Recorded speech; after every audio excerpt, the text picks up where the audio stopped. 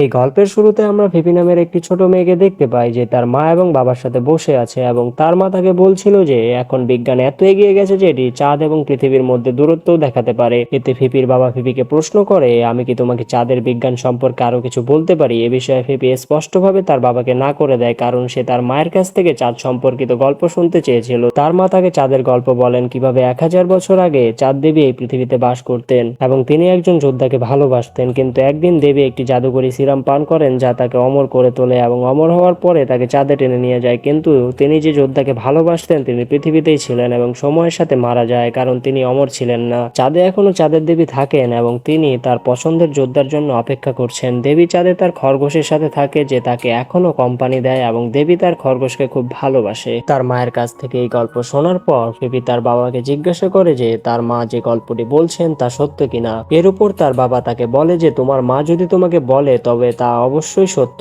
পরের দৃশ্যে আমরা ফিবিকে একটি লাঠিতে একটি খরগোশ বেঁধে এটির সাথে খেলতে দেখি এবং এখানে আমরা জানতে পারি যে মা এবং বাবা একসাথে একটি ছোট কেকের দোকান চালান এবং তাদের দোকানের কেকগুলো পুরো শহরে বিখ্যাত ছিল। ফিবির মা ফিবিকে জিজ্ঞাসা করলো, তুমি কি আমাকে কেক বানাতে সাহায্য করবে? সে এতে রাজি হয় এবং তার বাবা মাকে কেক তৈরিতে সাহায্য করতে শুরু করে এবং সময়ের সাথে সাথে সেও অনেক বড় হয়। ফিবি সবসময় তার বাবা মাকে চাঁদের কেক তৈরিতে সাহায্য করত এবং তাদের সাথে ফিবি শহরে চাঁদের কেক বিক্রির আয়োজন করত। কিন্তু একদিন হঠাৎ করে ফিপির মায়ের স্বাস্থ্যের অবনতি হতে থাকে এবং শীঘ্রই তিনি মারা যান। সে মারা যাওয়ার আগে ফিপির মা তাকে একটি খরগোশ উপহার দিয়েছিল যা সে সারাক্ষণ তার কাছে রেখেছিল। এখন ধীরে ধীরে 4 বছর কেটে গেছে এবং আমরা দেখি ফিপি তার মায়ের ছবির সামনে তার সাথে একটি চাঁদের কেক শেয়ার করছে, কারণ আজও সে তার মাকে খুব মিস করে। এখন ফিপি তার বাবার সাথে শহরে মুন কেক বিক্রি করতো এবং সাইকেলে মুন কেক সরবরাহ করত। লোকেরা খুশি হয়ে ফিপির চাঁদের কেক কিনেছিল এবং এখন ফিপি তার বাবার সাথে থাকতে শিখেছে। একদিন যখন সে চাঁদের কেক ডেলিভারি করে বাড়ি ফেরে, সে তার বাবা এবং তার বান্ধবীকে দেখে এবং ফিপির বাবা বান্ধবীর ছেলেও সেখানে ছিল।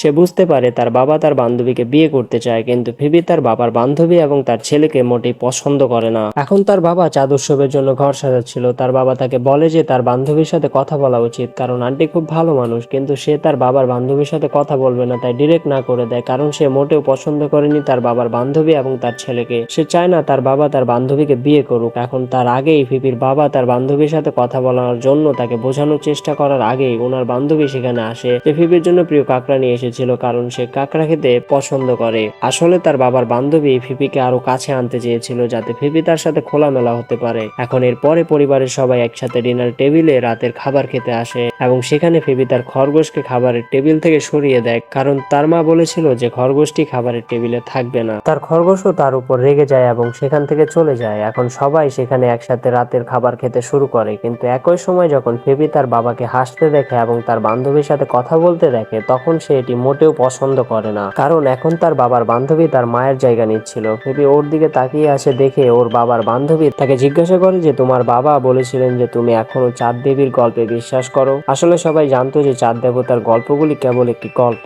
কিন্তু আজও ফিপির চাঁদ দেবীর গল্পে পূর্ণ বিশ্বাস ছিল এবং ফিপি এখনো সবাইকে বোঝানোর চেষ্টা করছিল যে চাঁদ দেবীর গল্পগুলি সত্য। এবং ফিপি তার বাবাকে জিজ্ঞাসা করলো, আপনিও কি মনে করেন যে চাঁদ দেবীর গল্প মিথ্যা? ওর কথা শুনে ওর বাবা সবার সামনে কিছু বলতে পারছে না, যেটা ফিপিকে খুব কষ্ট দেয়, কারণ এর মানে এমনকি তার বাবাও চাঁদ দেবীর গল্পে বিশ্বাস করে না। সে রেগে যায় এবং সেখান থেকে তার রুমের দিকে চলে যায়, কিন্তু এই সময় তার বাবার বান্ধবীর ছেলে তার কাছে আসে এবং তাকে বলে যে শীঘ্রই তোমার বাবা আমার মাকে বিয়ে করছে। এই কথা শুনে ফিপি খুব কষ্ট পায় এবং নিজের রুমে এসে কাঁদতে থাকে। ফিপি মনে করে যে এই সময় যদি তার মা তার সাথে থাকতো তবে ফিপিকে এই সমস্ত সমস্যার মুখোমুখি হতে হতো না এবং সবকিছু আগের মতোই ঠিক হয়ে যেত।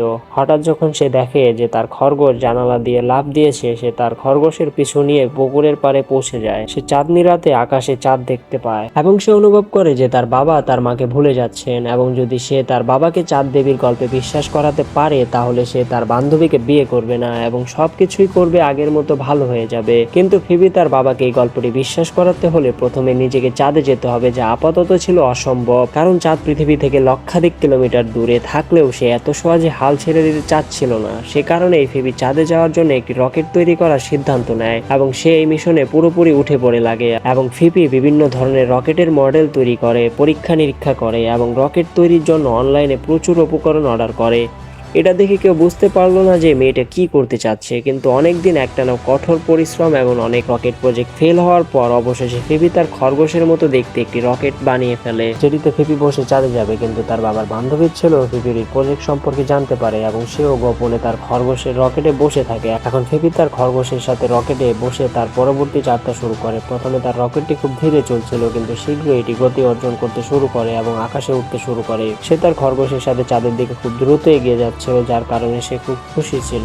কিন্তু পরের মুহূর্তে তার রকেটের জ্বালানি ফুরিয়ে যাচ্ছিল এবং সে তার রকেটের সাথে দ্রুত নিচে পড়তে শুরু করে এবং একই সাথে রকেটের মধ্যে লুকিয়ে থাকা সে তার বাবার বান্ধবীর ছেলেকে দেখতে পায়, যাকে সে রকেটে দেখে সম্পূর্ণ অবাক হয়ে যায়। কিন্তু হঠাৎ দুজনেই রকেট নিয়ে পৃথিবীর দিকে পড়তে শুরু করে। হঠাৎ চাঁদ থেকে আসা একটি আলো তাদের রকেটে পড়ে। এরপর তাদের রকেট স্বয়ংক্রিয়ভাবে সেই মায়াবী আলোতে চাঁদের দিকে উঠতে শুরু করে। চাঁদের কাছাকাছি যেতে না যেতেই কিছু অদ্ভুত প্রাণী রকেট নিয়ে খেলা শুরু করে, কিন্তু অবশেষে কোনোভাবে তাদের রকেট চাঁদে অবতরণ করে, যা ফিবিকে খুব খুশি করেছিল। এখন সেই জাদুকরী প্রাণীটি তাদের দুইজনকে তার সাথে উড়ে চাঁদ দেবীর রাজ্যে নিয়ে আসে, যা দেখতে খুব সুন্দর ছিল এবং মাঝখানে চাঁদ দেবীর একটি মনোরম প্রাসাদ তৈরি করা হয়েছিল। তাদের সাথে দেখা করতে সোমকিন্ডমের জাদুকরী মনকে আসে, যে ফিবির সাথে কথাও বলতে পারে। চাঁদের একটি প্রাণী ফিবিকে রাজ্যে স্বাগত জানায় এবং তারপরে তাদের দুইজনকে সেই জায়গায় নিয়ে যায় যেখানে চাঁদের রক্ষীরা আনন্দে গান গাইছিল। তারা উভয় মুনগার্ডের পার্টিতে যেতে উপভোগ করে এবং গানটি শেষ হওয়ার সাথে সাথে চাঁদের দেবী তাকে জড়িয়ে ধরে। ফিবি মুনগার্ডদের সাথে দেখা করে খুব খুশি হয়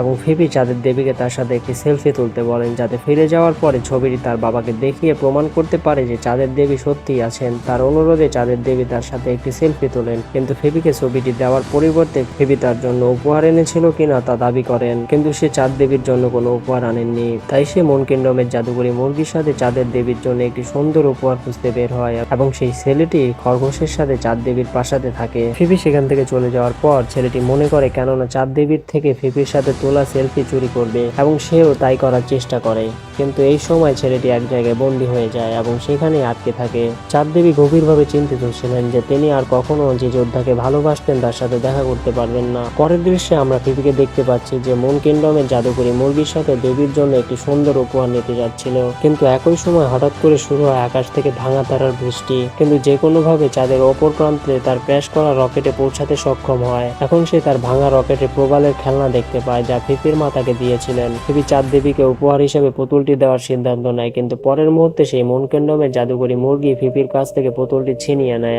এবং ফিবিকে সেখানে একা রেখে চলে যায়। এখন সেখানে ফিফি সম্পূর্ণ একা। অন্যদিকে চাঁদের রাজ্যে আমরা ফিফির খরগোশকে দেখতে পাই যে চাঁদ দেবীর খরগোশকে একটি জাদুকরী সিরাম তৈরি করতে দেখছিল। তারপরে আমরা আবার ফিফিকে দেখতে পাই যে গবি নামে একটি জাদুকরী কুকুর খুঁজে পায় এবং দুইজন দ্রুত ভালো বন্ধু হয়ে যায়। ফিবি গ্যাবেজ এবং the moon kingdom giant magical ফ্রগের সাহায্যে মুরগির পিছনে যায়, যারা তার কাছ থেকে চাঁদ দেবীর পুতুল চুরি করেছিল, এবং শীঘ্রই সে তাদের কাছে পৌঁছায় এবং অনেক অসুবিধার মুখোমুখি হওয়ার পরে সে চাঁদ দেবীর পুতুল পেতে সফল হয়। কিন্তু সেই সময় জাদুকরী মুরগিও এত সহজে হাল ছাড়ার পাত্র নয়, সেজন্য মুরগিটি ক্রমাগত পুতুলটি পাওয়ার চেষ্টা করতে থাকে। এই সময় পুতুলটি সম্পূর্ণভাবে ধ্বংস হয়ে যায়। ফিবি এটা দেখে খুবই কষ্ট পায়, কারণ শুধুমাত্র পুতুলের সাহায্যে সে চাঁদ দেবীর গার্ডদের পরাস্ত করতে পারে এবং তার সেলফি নিয়ে তার বাবাকে বিশ্বাস করাতে পারে যে চাঁদ দেবী আসল। সে কষ্টে ছিল এবং সেটা তার সাথেই ছিল। ফিবি মুন কেকটি খেতে শুরু করে এবং এই সময় সে মুন কেকের ভিতরে ভাঙা লকেটের একটি অংশ দেখতে পায়, যা ছিল দেবীর গলার লকেটের ভাঙা অংশটি দেখে সে বুঝতে পারে যে এটি সেই উপহার যার কথা বলেছিল, এবং তারপর সে লকেটের সেই অংশটি দেওয়ার জন্য গভীর সাথে দেবীর প্রাসাদের দিকে চলে যেতে থাকে। প্রাসাদে পৌঁছানোর পর ফিবি যখন লকেটের ভাঙা অংশটি দেবীকে দেয় তখন মুনগার্ডরা খুব খুশি হয়, কারণ সেই লকেটের একটি অংশ ইতিমধ্যেই চাঁদের দেবীর কাছে ছিল এবং তারা ভাঙা অংশটি খুঁজছিল। এই লকেটের দুটি অংশ একসাথে যুক্ত করার পর চাঁদের দেবী তার পোষা খরগোশের তৈরি জাদুকরী সিরাম ঢেলে দেন এবং সেই যোদ্ধার প্রতি ভালোবাসাকে জলের আকারে ফিরে যেতে বলে। এবং এখন কিছুক্ষণের মধ্যেই চারদিকে পরিবর্তন শুরু হয় এবং দেবীর চারপাশে লম্বা গাছ জন্মায় এবং তিনি এই সময় একটি জাদুকরী বনে উপস্থিত ছিল এবং কিছুক্ষণ পরে চাঁদ দেবীর প্রেমে পড়া যোদ্ধাও সেখানে উপস্থিত হয়। এটা দেখে দেবী খুব খুশি হয়, তাকে জড়িয়ে ধরে, কিন্তু এটি যোদ্ধা নয়, তার আত্মা ছিল, কারণ যোদ্ধা বহু বছর আগে মারা গিয়েছিল, কারণ সোমদেবতা তার মতো অমর ছিল না। যোদ্ধার আত্মা তাকে বলে যে এখন সে আর কখনো ফিরে আসতে পারবে না, তাই তুমি আমাকে ভুলে জীবনে এগিয়ে যাও। এরপরে সেই যোদ্ধার আত্মা সেখান থেকে চলে যায়। এটি জেনে চাঁদের দেবী খুবই কষ্ট পায়, যার কারণে চারদিকে অন্ধকার ছড়িয়ে পড়তে শুরু করে, কারণ চাঁদের রাজ্যটি চন্দ্রদেবীর জাদুকরী শক্তি দ্বারা সম্পূর্ণরূপে তৈরি হয়েছিল। ফিপি সেই দৃশ্যমান দেওয়ালের ওপার থেকে ছোট ছেলে এবং তার অন্যান্য বন্ধুদের সাথে এইসব দেখছিল, এবং পরের মুহূর্তে সেই দেওয়ালের ওপার থেকে দেবীর সাথে দেখা করতে এসেছিল। ফিপিকে দেখে মুন গার্ডরা তাকে চলে যেতে বলে এবং তাকে বুঝিয়ে দেয় যে তার মা সবসময় তার আশেপাশে থাকে এবং তার ফিরে যাওয়া উচিত, কারণ তার বন্ধুরা এবং তার বাবা তাকে খুব ভালোবাসে। ছোট ছেলেটি দেওয়ালের ওপাশ থেকে এই সব দেখছিল। এখন সে খুব চিন্তিত হয়ে উঠেছিল, কারণ বাইরে থেকে সে অনুভব করছিল যে ফিবি ভিতরে আটকা পড়েছে। বলেই সে দেওয়াল ভেঙে ভিতরে আসে এবং ফিবিকে ফিরে যেতে বলে। ফিরে যাওয়ার আগে ফিবি চাঁদের দেবীকে বলে যে আপনি যাকে ভালোবাসেন সে চলে গেলেও রাজ্যের সমস্ত প্রাণী আপনাকে খুব ভালোবাসে, কারণ তুমি খুবই সুন্দর। এখন এক এক করে চাঁদ রাজ্যের সমস্ত জাদুকরী প্রাণী চাঁদ দেবীর আলিঙ্গন করে, যার ফলে চাঁদের দেবীর খুব ভালো লাগে এবং তারা খুশি হওয়ার সাথে সাথে চাঁদের রাজ্যের আলো ফিরে আসে এবং সমস্ত প্রাণী খুব খুশি হয়েছিল। এখন সে দেবীর সাথে তোলা ছবি দেয়, যার পরে ফিবি তার খরগোশকে চাঁদ দেবীর খরগোশের সাথে রেখে যাওয়ার সিদ্ধান্ত নেয়, কারণ সে চাঁদ দেবীর খরগোশের ভালো বন্ধু হয়ে উঠেছিল। এরপরে সে তার বন্ধু গবিকে বিদায় জানায় এবং পৃথিবীতে যেতে শুরু করে। যখন ফিবি পৃথিবীর বায়ুমণ্ডলে প্রবেশ করে তখন ছবি উত্তাপের কারণে জ্বলতে থাকে, যার কারণে ফিবি বিন্দুমাত্র দুঃখ অনুভব করে না এবং ছবিটি জ্বলতে দেয়, কারণ সে জিনিসগুলো মেনে নিতে শিখেছে এবং এখন সে কারো কাছে কিছু প্রমাণ করতে চায় না। পৃথিবীতে আসার পর ফিবি ছোট ছেলেটিকে তার বাড়িতে নিয়ে যায় এবং এখন সে তাকে তার ছোট ভাই এবং তার বাবার বান্ধবীকে তার মা হিসাবে গ্রহণ করে, যার কারণে ফিবির বাবাও খুব খুশি ছিল।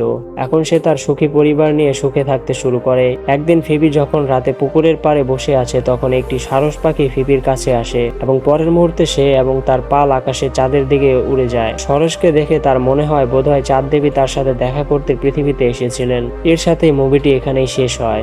যদি ভিডিওটি ভালো লাগে তাহলে চ্যানেলটি সাবস্ক্রাইব করে বেল আইকনটি বাজিয়ে দিও।